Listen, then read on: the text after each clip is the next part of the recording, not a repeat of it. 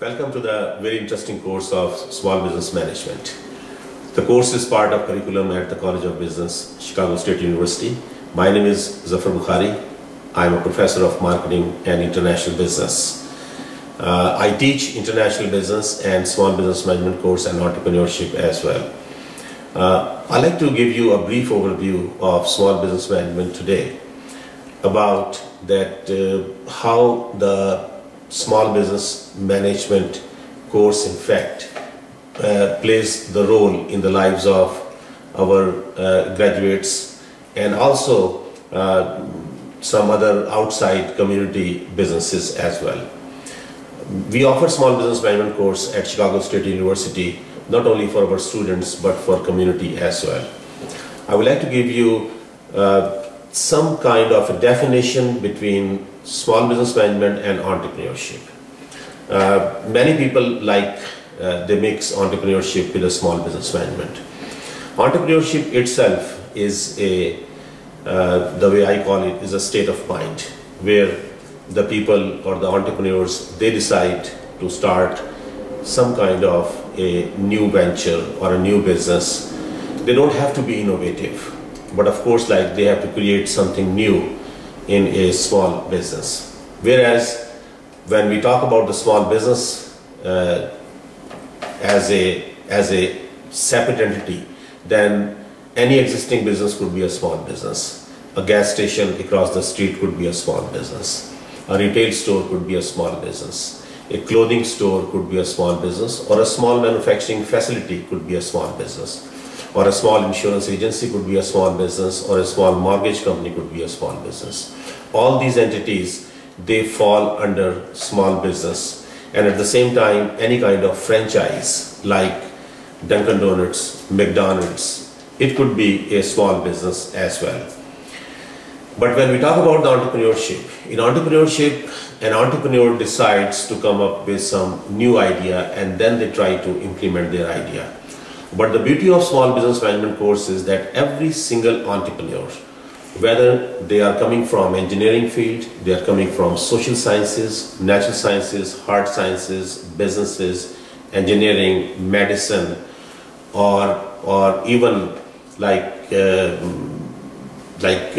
setting up a flower shop or something like that, those entrepreneurs must know that how to manage and how to run a small business.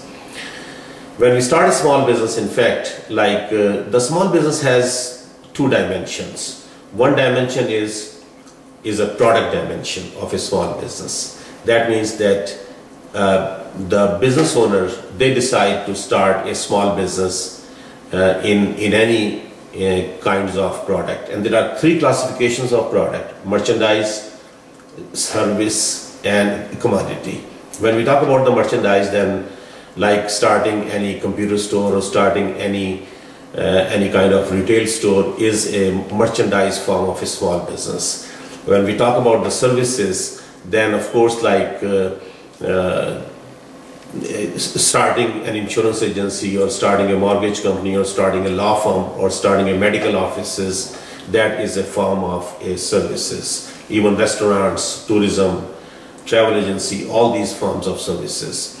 When we talk about the commodity classification under that product guidelines, then of course under that commodities mostly food products, beverages, these falls under that commodities. So you could either pick up a product. So once you pick up a product, then a small business manager or an entrepreneur has to answer this question, is that where I'm going to sell these products, who are my customers, what location I would be.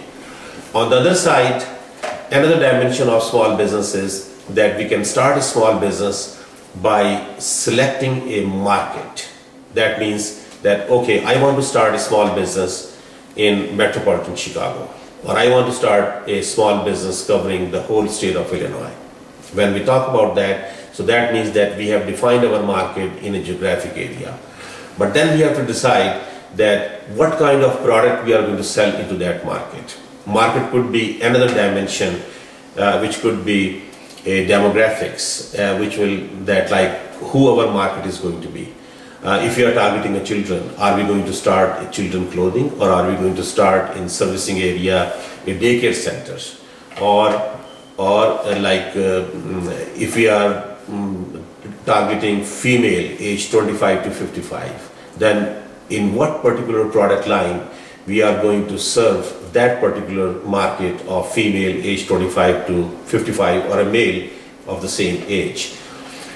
Whenever we have a market, then the question we need to answer is that what kind of product we could sell to that market. So just remember that small business, every focus is between these two areas. Either on one side we have a product and the other side we have a market. If we have a product, we have to define the market. If we have a market, we have to define the product. And at the end, we have to come up with business strategies covering all business functions, that how we are going to link a product to the market or a market to the product. The same principle applies for entrepreneurs when they go into entrepreneurship. Again, when we talk about the small business management, then small business management is the course which covers almost every single business function. Like starting from production, where every single small business owners, they look at the quality product manufactured. So they have to understand the manufacturing and the packaging process. Then the next process is that how product move from a manufacturing facility to the distribution or to the retail area. So that is called the logistics, understanding of logistics and transportation. Then the most important element comes into picture is marketing. Marketing is the function, business function, which generates the revenue for any business. If you don't have a good marketing, or you don't have good revenues. So the marketing is the most important things. In marketing, of course, we cover like all 4 P's, which is product itself, how it is positioned, where it is placed, and at what price it would be sold. So these components are very important to understand for a small business. The next area, of course, after marketing is understanding of finances. Finances is another important portfolio where the small business managers or the small business people, they have to work on 2 areas which I always recommend to my students, and that is that like we have to have a very aggressive marketing strategies, that we are just thinking of developing markets, new markets like consumer market, business market, institutional markets, international markets. So if we look at that, those markets can be grown with the passage of time. But at the same time, we have to understand at what cost we are developing those markets, and at what cost we are not only manufacturing the product, but what is our distribution cost is, what is our advertising cost is, and what our own internal operational cost as well. So there has to be a very strong linkage between finance as a function, business function, and the marketing. And those business people who really understand these 2 functions and work very conservatively on the finance side of the business and very aggressively on the marketing side of the business, those are the businesses who don't fail and who have been successful.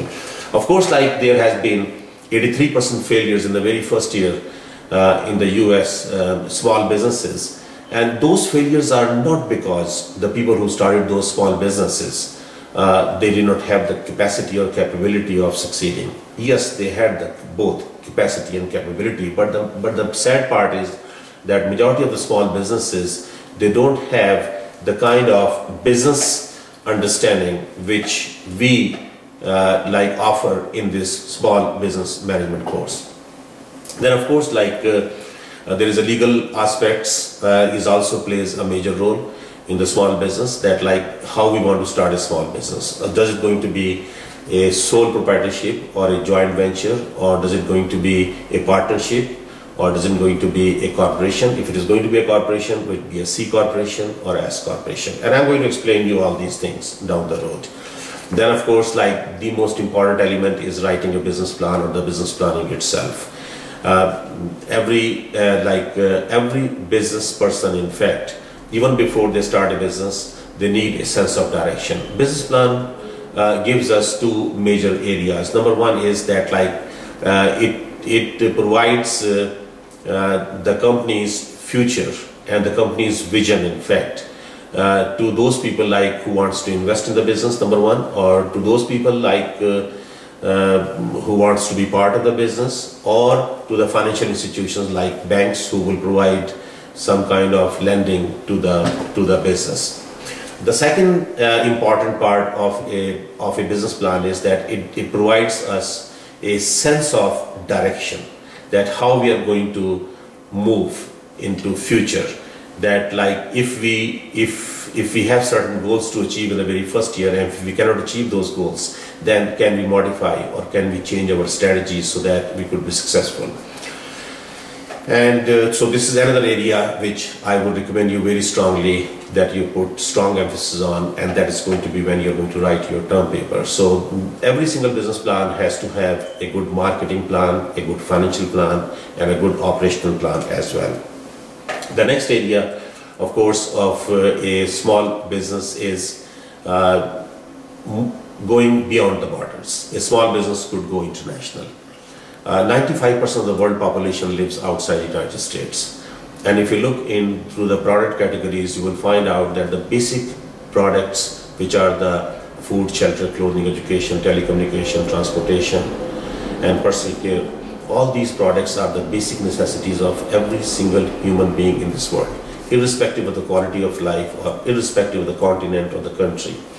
So we have to focus on this element as well, that if we are looking into the markets, then of course we can develop small business and we can take into the next area and taking that small business into the medium business. The last thing which I always tell my students, an analogy, that having a small business is just like having your first child. You don't know what you are getting into, because when you are inexperienced and you get your first child, you don't know when the child cries why he or she is crying. Is it because of hunger or it is because he has some problem? You will have lots of sleepless nights. The same thing, you will have a business. But if you look at the analogy, you will find out that if you stay with that child, after 1 year that child started crawling. After 1.5 years starts walking, and then you see that child grow. The same analogy I always use in small business as well. If you are willing to set aside 2 years from your life, whether you are an entrepreneur or you are a small business owner or you are a small business manager, you can succeed if you just be patient and be persistent, at least for the first 2 years. I wish you all the best, and I hope that you're going to enjoy this very interesting small business management course. Thank you very much. Please get in touch with me if you have any question. My email is zbukhari@csu.edu.